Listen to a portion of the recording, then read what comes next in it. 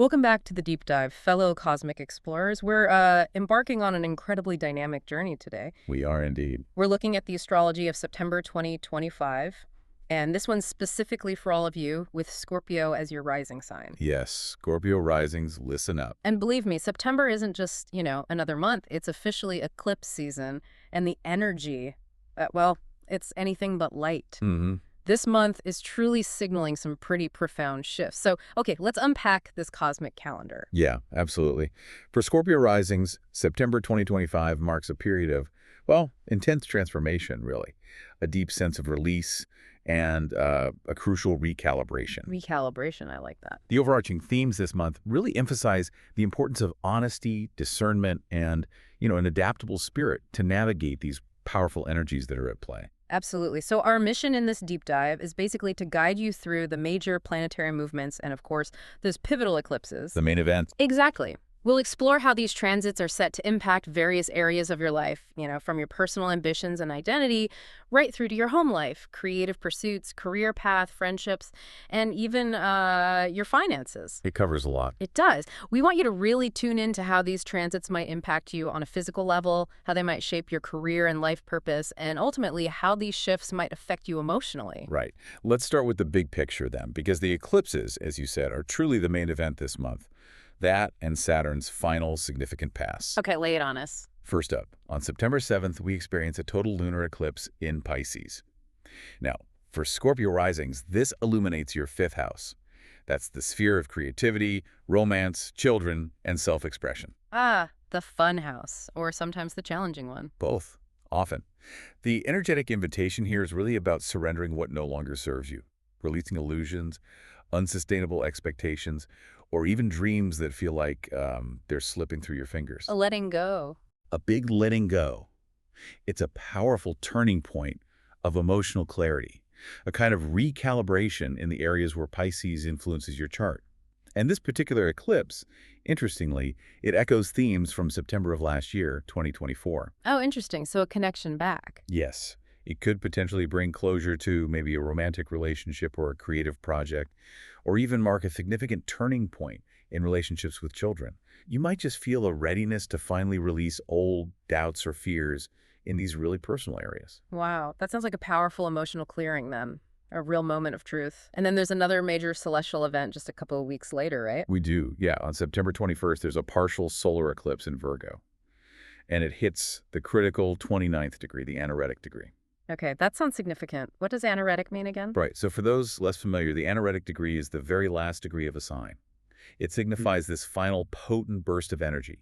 It's often seen at the very end of a cycle, making it a very powerful, almost fated point. Got it. Potent energy. Exactly. And this eclipse impacts your 11th house, which governs friendships, networks, and future aspirations. This is truly the eclipse to keep your eye on. Okay. It signifies culminations and powerful endings, but also fresh starts and a profound moment for seed planting around those Virgo themes. Think health, work, service, daily routines. Practical matters. Very practical. It's a moment to truly get real, reset your priorities, and plant new, purposeful seeds in these areas. For you, Scorpio, this could initiate quite significant changes within your social circles, maybe prompting you to seek friendships that better align with your evolving values, or perhaps inspiring you to redefine your long-term ambitions through, say, group projects or community involvement. So we're talking about shedding the old, planting the new, especially in our social lives and our future plans. But there's also Saturn in the mix, right? Giving us one last important lift. Precisely. As if the eclipses weren't enough, Saturn retrogrades back into Pisces on September 1st. Retrogrades. Yeah. Always bringing that review energy. Exactly. When a planet retrogrades, it appears to move backward from our perspective, often encouraging us to review and reassess. This is Saturn's final pass through your fifth house until 2026. That same area of creativity, romance, children, self-expression we just talked about with the lunar eclipse. Oh, okay. Double focus there. Big focus. Since March 2023, Saturn has been challenging you to take a more mature, disciplined approach to these areas. This retrograde now prompts one last crucial look. It's like a final test, really, to see if you've integrated the growth lessons around discipline, patience, and acceptance. So what might that look like practically? Well, you might revisit an unfinished creative project. feeling a renewed commitment to actually see it through this time. Or perhaps reassess a romantic relationship that has cooled off, leading to either recommitment or, a final release. Makes sense. What's truly fascinating here is that Saturn's final pass offers this crucial opportunity to reflect, get honest, and do the necessary work before things shift very quickly in early 2026. That's when Saturn enters Aries, affecting your sixth house, health, work, daily routines. Right, so the preparation now impacts that next phase. Completely. If you integrate these lessons now, you'll be much better prepared for what's coming next. This is basically your final chance to absorb those fifth house lessons and step into the future with greater strength. That's a powerful call to action right at the beginning of the month. Wow. I'm curious how these foundational shifts you mentioned, the big picture stuff, how does that then translate into our daily experiences in early September? Can you walk us through some of those initial transits? Absolutely. Early September really does lay the groundwork. For starters, your traditional ruler, Mars, is building momentum. It's getting ready to move into your first house of identity and personal ambition later in the month, around the 22nd. Okay, so energy building up personally. Yes, you'll feel it amplifying your drive, your decisiveness, your focus on personal pursuits. Meanwhile, Pluto, your modern ruler, is continuing its long journey in your fourth house, that's home and emotional foundations, and it's actively stirring transformations in family dynamics and emotional security. So deep stuff happening at home too. Deep stuff. The overall emphasis for early September is really on reassessing personal goals, navigating social relationships, and, importantly, wisely managing your energy. So a lot of introspection and reevaluation right from the start. What happens as Mercury, the planet of communication, enters the picture then? Good question. On September 2nd, Mercury enters Virgo, and this activates your 11th house, the realm of friendships, networks, and those future aspirations we talked about. Okay. So over the next few weeks, you'll probably find it much easier to clearly communicate your ideas within social groups, or maybe make more detailed plans around your long-term goals. This can bring real clarity about which relationships truly align with your current ambitions, prompting perhaps a thoughtful reassessment of your social circle. Clarity sounds good. It is, but then, just the next day, September 3rd, Mercury in Virgo forms a square with Uranus in Gemini. Now, a square aspect often brings dynamic tension, maybe challenges. Yeah, this impacts your 11th house of friendships and your 8th house, which governs shared finances, deep emotional bonds, and transformation. So what could happen? You might experience sudden financial complications, perhaps, or unexpected news related to shared finances that disrupt plans with friends or groups. Tricky. Or, alternatively, an unforeseen conversation within your social circle might surface some hidden emotional tensions, prompting you to address underlying trust issues directly. That sounds like a necessary but maybe unsettling shakeup. And I see Mars is making a challenging aspect around then, too. Yes, good eye. On September 4th, Mars in Libra squares Jupiter in Cancer. This particular square affects your 12th house, hidden matters, dreams, self-sabotage, and your 9th house, which is educational pursuits, travel, belief systems. So hidden stuff meeting big ideas. Kind of. This could lead to maybe an impulsive pursuit of a spiritual practice or philosophy without fully considering the long-term implications. Or hidden frustrations, maybe suppressed anger around educational goals or travel plans, could surface, leading to potentially rash or premature actions. Okay, caution advised then. A little bit, yeah. Then, on September 5th, Uranus stations retrograde in Gemini, and this is happening within your 8th house shared finances, emotional commitments. Another retrograde, so more review. Exactly. As we touched on, retrograde encourages review. Uranus's retrograde here really urges you to rethink your financial and emotional commitments.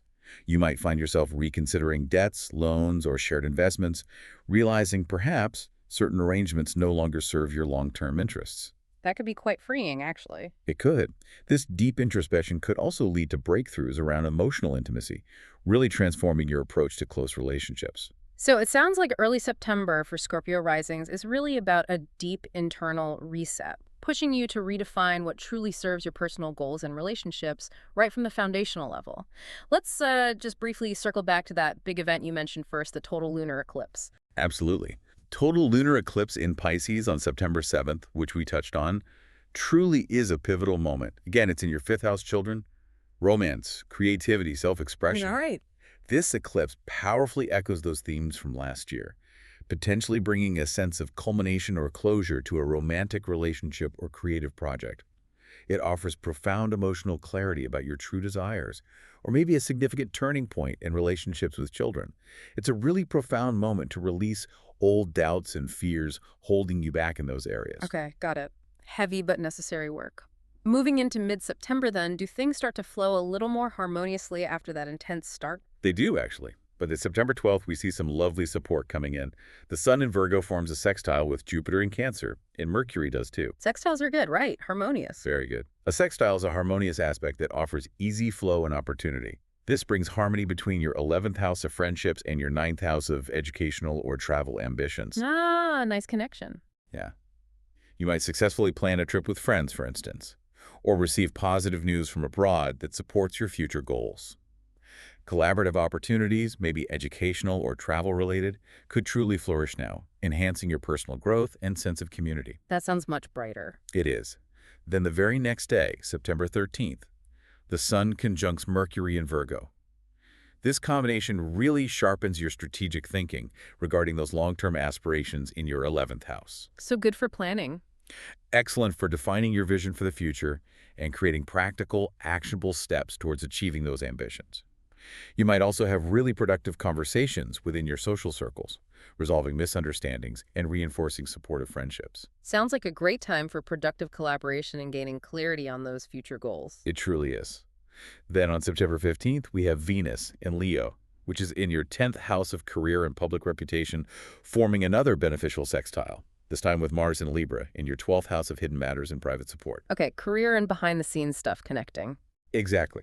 This favorable aspect could allow you to, say, discreetly negotiate or finalize important career decisions, or perhaps gain private support from authority figures that you didn't expect. You might find yourself quietly beginning professional projects behind the scenes that later significantly enhance your public reputation. Interesting. So, quiet moves leading to public gain. Precisely. However, balance is key in astrology. A couple of days later, on September 17th, Mercury in Virgo opposes Saturn in Pisces. An opposition brings a direct confrontation or a need for balance. Okay, tension again. A bit. This creates potential tensions between your social responsibilities, represented by the 11th house, and your personal desires or creative romantic endeavors in the 5th house. Ah, the classic push-pull. Exactly. You might feel constrained by group expectations, causing some frustration in your creative or romantic pursuits. Maybe a disagreement with friends or a social group forces you to express your personal boundaries more clearly and reassess your level of involvement. So, learning to say no when needed. That's a big part of it, yes. Yeah. Finding that balance. So what does this all mean as we head into the final stretch of September? It sounds like a lot of these dynamics are kind of culminating. They really are. As we move into the latter part of the month, September 18th is a particularly complex day. Mercury enters Libra, moving into your 12th house of hidden matters and reflection. Okay, going inward. Yes, ushering in a period of introspection and perhaps more subtle communication. You might become more reserved, engaging in private reflection or maybe discreet conversations about your emotional health. But you said complex. Right. Because while that's happening, there might be some mental fog or confusion around work. That's Mercury opposing Neptune in your 6th house of daily routines. So watch out for misunderstandings there. Okay, work confusion. But simultaneously, deeper insights and emotional breakthroughs are available. This is because Mercury is also making harmonious trines to Uranus in your 8th house, transformation, shared resources, and Pluto in your 4th house, home, emotional foundations. Wow, a lot happening on one day. It is. A trine is a flowing, supportive aspect. So it's really a day to trust your intuition despite any outer confusion. Hidden solutions, especially around deep emotional or financial issues or insights about family dynamics, might really emerge. What a day of contrasts, potential confusion on the surface, but profound breakthroughs underneath. And then Venus comes in to smooth things over socially. Sort of, yeah. On September 19th, Venus enters Virgo, blessing your 11th house of groups and friends with harmony. So after maybe some tension earlier, this can help. You might attract support of new connections or strengthen existing relationships through clear, practical communication. Nice. This could also bring appreciation or recognition from peers, boosting your confidence and reinforcing those positive social bonds. But the very next day, September 20th, the Sun in Virgo opposes Saturn in Pisces again. That same tension point. Exactly. It powerfully highlights that ongoing need to balance your group commitments 11th house, with your personal creative projects, romantic relationships, or time with children. 5th house.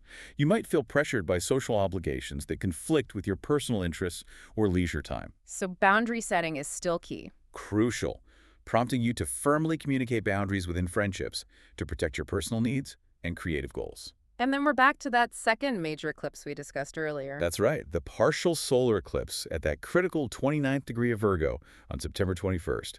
It powerfully impacts your 11th house, social networks, dreams, future aspirations. Remind us of the core message there. As we discussed, this eclipse could really initiate significant changes within your social circles, prompting you to consciously seek friendships that better align with your evolving values and goals. Maybe a fresh start involving group projects or community involvement inspires you to redefine your long-term ambitions. It's about purposeful connections and future paths. Got it. A reset for the future vision. And as we hit the fall equinox, Mars, your traditional ruler, enters your own sign, Scorpio. That must feel like a significant boost. Oh, absolutely. Huge shift. On September 22nd, Mars enters Scorpio, your first house of identity and personal ambition. This transit significantly amplifies your personal energy, your ambition, your assertiveness. Power surge. Definitely. You may feel ready to boldly pursue new personal goals, feeling empowered to clearly express your desires out in the world. Now, this heightened intensity could also prompt you to address unresolved conflicts or assert stronger boundaries within your relationships to ensure you get respect and clarity. Handle with care, perhaps. A little bit, yeah. Mars in Scorpio is potent. And on the very same day, September 22nd, the Sun enters Libra, moving into your 12th house. And this marks the fall equinox. So Mars powers up your identity, but the Sun goes into your house of retreat. Exactly. It's a fascinating balance. This period ushered in by the Sun in Libra is one of reflection, introspection, and inner renewal. You may consciously choose to step back a bit from social obligations, prioritizing rest, spirituality, meditation, or just private contemplation behind the scenes. Makes sense after all that intensity. It does. Yeah. You could also find yourself successfully mediating a behind-the-scenes conflict during this time, or quietly planning upcoming personal or creative projects for smoother outcomes later on. That sounds like a really powerful internal shift alongside that external assertiveness from Mars. It's a true balance, isn't it? Outward drive and inner reflection. But I see another opposition here that could bring some uncertainty. Indeed. On September 23rd, the Sun, now in Libra in your 12th house, opposes Neptune, which is in your Aries 6th house. So, retreat versus daily life. Kind of. This could potentially create uncertainty around work responsibilities, daily tasks, or even your health.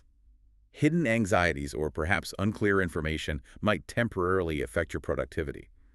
Physical or mental fatigue could really highlight the need for clearer boundaries between your day-to-day obligations and your need for personal rest, prompting you to reassess what your daily life actually looks like. Another call to reassess daily routines. Yes, driven by that need for inner balance. And then, to wrap up the month, on September 25th, Mars in your Scorpio first house forms a challenging square to Pluto in your Aquarius fourth house. Mars square Pluto sounds intense. Personal power versus home base. Extremely intense. This sparks potential power dynamics, possibly power struggles between your personal ambitions, first house, and your home and family obligations, fourth house. You might face conflicts at home because you're strongly asserting your independence or pursuing goals that challenge family expectations. Oof. Tricky territory. It can be.